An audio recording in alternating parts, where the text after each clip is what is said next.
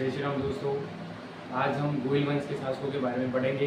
जैसे एग्जाम की दृष्टि से जो इम्पोर्टेंट गोहिल वंश के शासक है वो आपको देखने को मिल रहे आगामी पेपरों में। जैसे कि अभी लेबर असिस्टेंट का पेपर हुआ तो उसमें भी कालानुक्रम के अकॉर्डिंग सभी क्वेश्चन आए थे।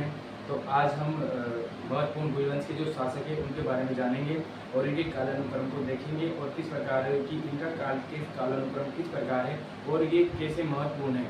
ज़्यादातर अधिकतर तो शासक मेवाड़ से ही पूछे जाते हैं। आज हम इनके बारे में देखेंगे।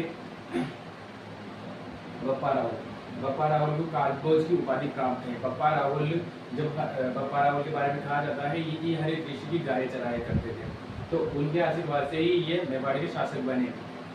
इनका कालानुक्रम रहा है 734 से 753। आपको बस इतना याद रखना है।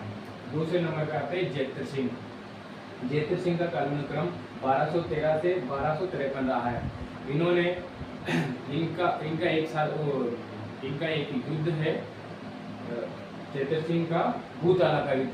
भूताला का युद्ध 1727 में लड़ा गया है। वो इनका युद्ध प्रसिद्ध है जो कि एग्जाम में पूछा भी जाता है। तीसरे नंबर पर आते हैं रतन सिंह के समय मेवाड़ का प्रथम शाखा माना जाता है जो कि 1303 के आसपास हुआ था। इसमें पद्मनी ने जोर किया था और राणा रतन सिंह के मध्य में इनके सानिध्य में केसरिया हुआ था। चौथे नंबर पर आते राणा हमीर को मेवाड़ का उद्धारक और सिसोदिया वंश का संस्थापक माना जाता है। इनको महाराणा की उपाधि भी प्राप्त है। पांचवें नंबर पे आते हैं महाराणा लाखा के बारे में आप जानते हैं। इनका शासन काल रहा है 1382 से 1421।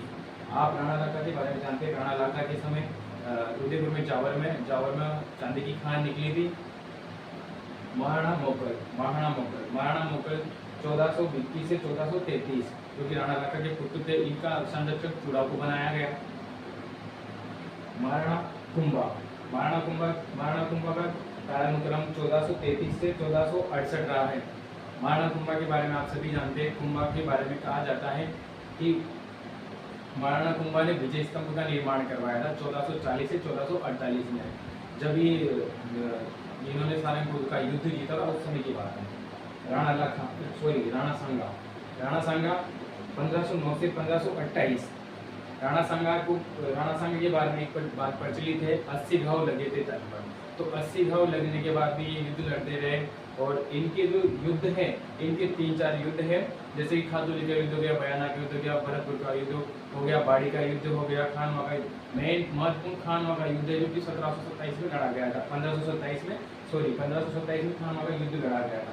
महाराणा सांगा के बारे में आपको अधिकतर खातुली का युद्ध और खानवा का युद्ध, बयाना भरतपुर का युद्ध और बाड़ी का युद्ध, ये 4 युद्ध तो आपको याद रखने ही है।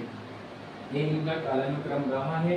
बाकी के 4 जो मेवाड़ के गोहिल वंश के जो शासक रहे 4 वो बाकी है। अपन उनको अगली क्लास में पढ़ेंगे। तो दोस्तों आज के लिए इतना ही, बस धन्यवाद।